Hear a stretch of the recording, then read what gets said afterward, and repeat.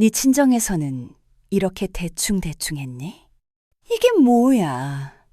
아들 돈 벌어오면 그걸로 이런 걸 사재끼는 거냐? 네가 제대로 했으면 내가 이런 소리 하겠냐? 이 계집애가 분명히 이 계집애 짓이야. 이 집안이 평안해지려면 네가 사라져야 해. 여러분, 오늘도 저희 치즈 라디오에 오신 걸 환영합니다. 가족이란 이름 아래 때론 너무나 아픈 상처도 함께 남게 되죠. 오늘은 한 청취자분께서 보내주신 시골 한옥에서 벌어진 시어머니와 며느리의 이야기, 그리고 그 안에 숨겨진 비극을 여러분께 들려드리려 합니다. 혹시 여러분도 이런 경험 있으신가요? 자, 그럼 사연 시작합니다. 한적한 시골 마을, 시간이 멈춘 듯한 오래된 한옥. 이 집안에는 세대를 이어온 엄격한 가훈이 있었지만 그 뒤에는 감춰진 증오와 질투, 그리고 외로움이 서려 있었습니다. 시어머니 박명자와 며느리 이수진의 갈등은 이미 오래전부터 시작됐죠. 두 사람은 한 지붕 아래 가족이라는 이름으로 살아가고 있지만 서로를 향한 마음속 벽은 점점 더 높아지고 있었습니다. 아침 햇살이 마당을 비추는 어느 날, 수진 씨는 주방에서 아침 식사를 준비합니다. 손놀림은 조심스럽고 표정에는 긴장감이 역력해요. 바로 그때 부엌 문틈으로 시어머니 명자 씨가 감시하듯 바라봅니다. 김치 국물이 너무 싱겁구나. 시집 온 지 5년이 다 돼도 맛을 못 잡는 거야? 우리 집안 음식은 이렇게 만드는 게 아니야. 수진 씨는 놀란 듯 손을 멈추고 고개를 숙입니다. 이미 여러 번 이런 지적을 들었지만 매번 마음이 무거워지죠. 죄송합니다, 어머님. 다음엔 더 신경 쓸게요. 신경 쓸 게 아니라 기본을 배워야지. 우리 집안 망신시키지 말고 네 친정에서는 이렇게 대충대충 했니? 수진 씨는 참고 미소를 지으려 애쓰지만 눈가에는 서운함이 스칩니다. 식탁을 정리하며 한숨을 내쉬는 그녀의 뒷모습을 명자 씨는 흘겨보죠. 수진 씨가 방으로 들어가자 명자 씨는 조용히 서랍을 엽니다. 오래된 사진첩을 꺼내 한 장의 사진을 꺼내드는데요. 사진 속에는 젊은 시절의 명자 씨와 이미 세상을 떠난 남편이 환하게 웃고 있습니다. 당신이 살아계셨으면 이 계집애를 어떻게든 혼내주셨을 텐데 내가 이렇게 혼자서 다 감당해야 하니 속이 터져. 명자 씨는 사진을 가만히 쳐다보다가 손끝으로 남편의 얼굴을 어루만집니다. 그 표정에는 그리움과 외로움, 그리고 며느리에 대한 복잡한 감정이 교차해요. 며느리와 시어머니의 갈등은 단순한 음식 맛이나 집안일에서 비롯된 것이 아니었습니다. 세대와 가치관의 차이, 그리고 한 남자를 사이에 둔 미묘한 심리적 경쟁, 외로움과 불안, 인정받고 싶은 욕구가 뒤엉켜 있었죠. 명자 씨는 아들을 빼앗긴 듯한 상실감에, 수진 씨는 끝없이 이어지는 시집살이에 지쳐가고 있었습니다. 두 여자는 같은 공간에 있지만 서로의 마음은 점점 더 멀어지고 있었죠. 명자 씨의 유일한 아들 민철 씨는 도시에서 바쁜 직장 생활을 하며 집을 자주 비웠습니다. 한옥에는 시어머니와 며느리만 남아 있었죠. 외로움과 답답함 속에서 수진 씨는 작은 온라인 쇼핑몰을 시작하게 됩니다.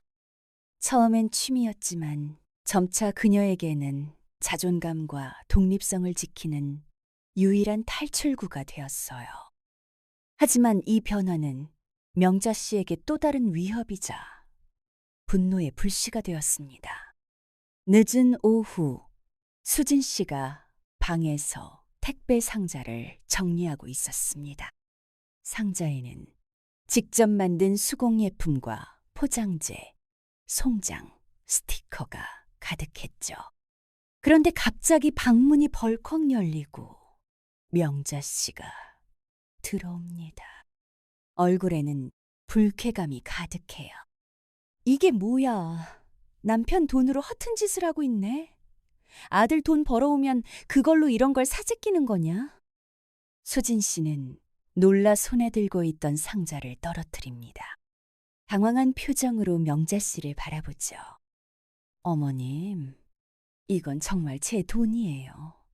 민철 씨 몰래 하는 게 아니라 제가 직접 번 돈으로. 거짓말. 우리 집안 여자는 밖에 나가서 일하지 않는다고 했잖아. 네가 우리 집안 전통을 무시하는 거냐? 네 친정에서는 며느리가 이렇게 나대도 되는 거냐? 명자 씨는 방 안을 샅샅이 뒤져 상자 안 물건들을 마당으로 내던집니다. 수진 씨는 눈물이 맺힌 채 허둥지둥 뛰어나가 떨어진 물건들을 주워 담아요. 명자 씨는 팔짱을 끼고 마당 한가운데에서 수진 씨를 노려봅니다. 이런 것들에 정신 팔려서 집안일도 제대로 못하는 거지. 네가 우리 집안에 들어와서 하는 짓이 고작 이거냐? 수진 씨는 손에 흙이 묻은 택배 상자를 끌어안은 채 울음을 참으려 했습니다. 손끝은 떨리고 입술은 파르르 떨리죠. 정말 죄송해요. 어머님, 저도 집안일 소홀히 한 적 없어요. 그냥 저만의 시간을 갖고 싶었을 뿐이에요. 네가 집안일을 제대로 했으면 내가 이런 소리 하겠냐. 네가 우리 집안 돈을 노리고 이런 짓을 하는 거 아니냐. 우리 민철이 힘들게 번 돈 네가 다 빼앗아가려고. 수진 씨는 아무 말도 못한 채 땅만 바라봅니다. 명자 씨는 한숨을 쉬며 등을 돌려 집 안으로 들어가죠. 명자 씨의 마음속에는 아들에 대한 집착과 며느리에 대한 불신이 깊게 자리 잡고 있었습니다. 수진 씨의 작은 변화조차도 명자 씨에게는 집안의 질서와 전통을 위협하는 일탈로 비쳤죠. 두 사람의 갈등은 단순한 오해를 넘어 경제적 독립과 가족 내 권력, 그리고 서로에 대한 불신이 뒤엉켜 점점 더 깊은 골로 빠져들고 있었습니다. 명자 씨는 점점 더 수진 씨를 경계하게 됩니다. 수진 씨가 집안일보다 온라인 사업에 신경을 쓰는 모습, 그리고 며느리가 남편 민철 씨와 속삭이며 무언가를 상의하는 장면들이 명자 씨의 마음에 불안과 의심을 키웠죠.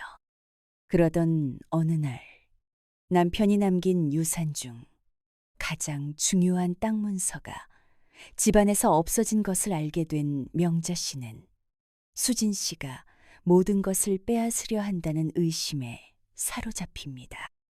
그 순간부터 명자 씨의 분노와 불신은 걷자 불 수 없이 커져갔습니다.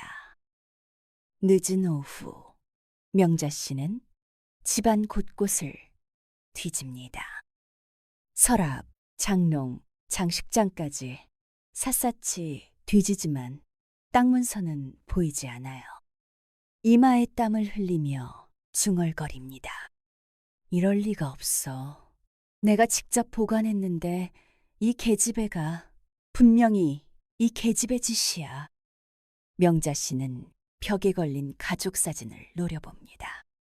사진 속 수진 씨의 미소가 명자 씨에게는 조롱처럼 느껴지죠. 의심은 증오로, 증오는 곧 파멸의 계획으로 변했습니다. 명자 씨는 더 이상 이 집에 수진 씨가 있을 수 없다고 생각했죠. 마을 약국. 명자 씨는 두꺼운 외투를 걸치고 약국으로 들어서고 약사가 말을 건넵니다.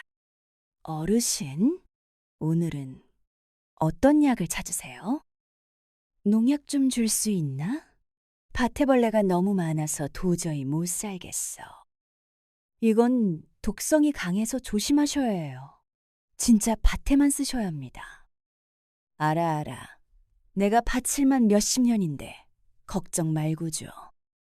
약사는 망설이다가 작은 병에 든 농약을 건넵니다. 명자 씨는 돈을 내며 약사의 눈치를 살펴요. 할머니, 이건 농약인데요? 밭에 쓸 거야. 이놈의 해충들이 귀찮아서. 명자 씨는 농약을 품에 넣고 약국을 나섭니다. 표정에는 결연함과 두려움, 그리고 복잡한 감정이 뒤섞여 있죠. 밤, 한오간.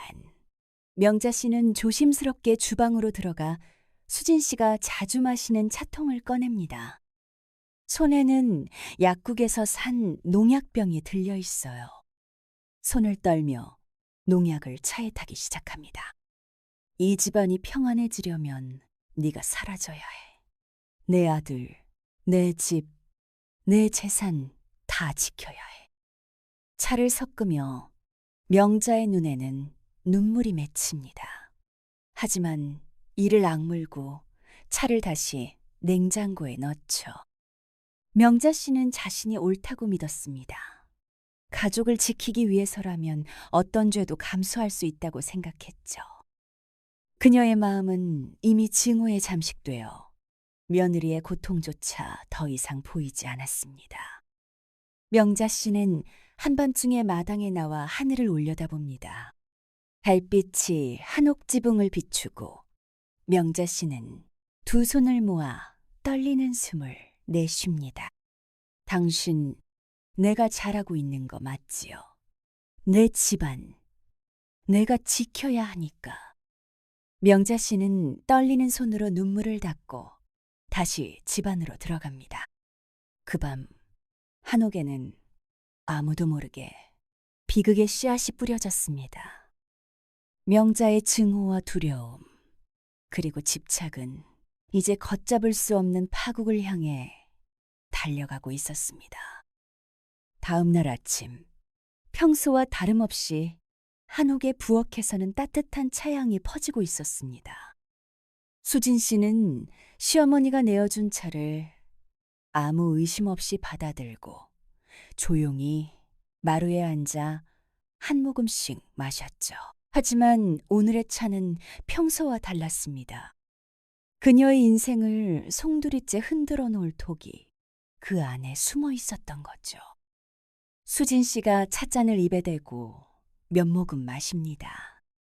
잠시 후 그녀의 표정이 일그러지고 손에 들고 있던 찻잔이 바닥에 떨어지며 산산이 깨집니다. 아, 아파요. 배가, 속이 너무 아파요. 수진 씨는 복부를 움켜쥐고 바닥에 쓰러집니다. 얼굴은 점점 창백해지고 식은땀이 맺히며 입술이 파랗게 질려가요. 구토와 함께 심한 복통이 밀려오고 숨을 헐떡이며 바닥을 긁습니다. 독극물에 중독된 환자는 수분에서 수시간 이내에 오심, 구토, 복통, 창백, 식은땀 등 비특이적 증상을 보입니다. 심한 경우에는 의식저하, 경련, 호흡곤란, 저혈압 등 치명적인 증상으로 빠르게 악화될 수 있죠. 명자 씨는 놀란 척하며 달려옵니다. 일부러 더 큰 소리로 주변에 알리죠. 어휴, 수진아, 왜 이러니? 어디가 그렇게 아프니? 누가 좀 도와줘요. 빨리 병원에 데려가야겠다. 명자 씨는 수진 씨를 부축해 집 밖으로 끌고 나갑니다. 이웃들이 웅성거리며 모여들고 급히 119에 신고합니다. 병원 응급실. 수진 씨는 급히 들것에 실려 들어옵니다. 의사와 간호사들이 분주하게 움직여요. 환자분, 무슨 음식을 드셨는지 기억나세요? 증상으로 보아 독극물 중독이 의심됩니다. 위세척이 시급합니다. 의료진은 급히 위세척과 혈액 검사, 해독제 투여 등의 응급처치를 시작합니다. 수진 씨는 의식을 잃기 직전 흐릿한 눈으로 명자 씨를 바라봅니다. 어머니, 병원 대기실. 명자 씨는 걱정스러운 표정으로 앉아 있다가 의료진이 다가옵니다. 가족분이십니까? 환자분이 심각한 독극물 중독 증상을 보여 위세척과 집중 치료를 하고 있습니다. 다행히 빠르게 조치해서 생명에는 지장이 없을 것으로 보이지만 앞으로도 경과를 잘 지켜봐야 합니다. 에고, 내가 뭘 잘못 먹였나. 정말 죄송합니다, 선생님. 저희 며느리가 평소에 몸이 약해서. 의사는 의심스러운 눈길로 명자 씨를 바라봅니다. 독극물 중독은 빠른 응급처치가 생사를 가르죠. 수진 씨는 가까스로 목숨을 건졌지만 이 사건은 가족 모두의 운명을 바꿔놓았습니다. 수진 씨는 병원에서 가까스로 목숨을 건졌습니다. 하지만 의료진은 단순한 식중독이나 우연한 중독이 아니라는 사실을 곧 눈치챘죠. 혈액 검사 결과 일반적으로 가정에서 접할 수 없는 농약 성분이 검출됐고 담당 간호사는 수진 씨가 입원 직전까지 시어머니가 내준 차만 마셨다는 사실을 의료진에게 알렸습니다. 의료진은 곧바로 경찰에 신고했죠. 경찰이 한옥에 도착해 현관문을 두드립니다. 명자 씨는 놀란 얼굴로 문을 열죠. 박명자 씨, 맞으시죠? 저희는 독극물 중독 사건과 관련해 몇 가지 질문을 드리러 왔습니다. 경찰은 집안을 꼼꼼히 살핍니다. 주방, 찬장, 쓰레기통, 그리고 수진 씨가 마셨던 찻잔까지 모두 수거하죠. 명자 씨는 불안한 표정으로 경찰의 움직임을 지켜봅니다. 경찰은 약국과 병원, 그리고 한옥에서 확보한 모든 증거를 바탕으로 수사를 시작했습니다. 약국 CCTV에는 명자 씨가 농약을 구매하는 장면이 고스란히 남아 있었죠. 경찰서 조사실. 명자 씨는 떨리는 손으로 물컵을 만지작거립니다. 경찰이 서류를 꺼내 보여줍니다. 할머니, 약국 CCTV에 독약 사신 모습이 나왔습니다. 설명해 주시죠. 그건 그냥 해충 잡으려고 산 거예요. 우리 밭에 벌레가 많아서. 환자의 혈액 검사에서 그 농약과 동일한 성분이 검출됐습니다. 그리고 며느리께서 차를 마신 직후 증상이 시작됐다는 진술도 확보했습니다. 지금이라도 사실대로 말씀하시는 게 좋습니다. 명자 씨는 점점 얼굴이 창백해지고 손이 떨리기 시작합니다. 입술을 깨물며 고개를 숙이죠. 나는 그저 우리 집안을 지키고 싶었을 뿐이었어요. 명자 씨는 결국 자신의 잘못을 인정했습니다. 하지만 이미 모든 것이 늦은 후였죠. 가족이라는 이름으로 감춰진 증오와 집착은 결국 모두를 파멸로 이끌었습니다. 법정에서 명자 씨는 피고인석에 앉아 있습니다. 얼굴은 수척하고 손은 떨리고 있죠. 판사가 판결문을 읽습니다. 피고인 박명자, 살인미수 혐의로 징역 7년을 선고합니다. 명자 씨는 자리에서 일어나 절규합니다. 내가 왜 내 집안을 지키려 했을 뿐인데 내 아들, 내 집, 내 가족을. 법정에는 침묵이 흐릅니다. 명자 씨는 힘없이 법정 경위에게 이끌려 나가죠. 병원. 수진 씨는 퇴원 수속을 마치고 남편 민철 씨와 함께 한옥을 바라봅니다. 민철 씨는 말없이 수진 씨의 손을 꼭 잡아요. 어머니가 미워서가 아니라 너무 슬퍼요. 왜 이렇게 됐을까요? 우리는 그냥 평범하게 살고 싶었을 뿐인데. 우리 잘못이 아니야. 이제 우리도 새로운 곳에서 다시 시작하자. 수진 씨는 눈물을 닦으며 고개를 끄덕입니다. 두 사람은 마지막으로 한옥을 돌아본 뒤 천천히 길을 떠나죠. 가족이란 이름으로 서로를 올가매던 그 집에는 이제 침묵만이 남았습니다. 사랑과 증오는 종이 한 장 차이였음을 그들은 끝내 깨닫지 못한 채 오랜 세월을 함께한 집이지만 그 안에는 더 이상 가족도 온기도 남지 않았죠. 여러분, 오늘의 가족 사연 어떠셨나요? 가족이란 이름 아래 감춰진 상처와 오해, 그리고 용서와 화해의 필요성을 다시 한번 생각해 보게 되는 밤입니다. 여러분도 혹시 가족과의 갈등, 마음속에 남은 이야기가 있다면 저희에게 보내주세요. 지금까지 치즈 라디오였습니다. 편안한 밤 되세요.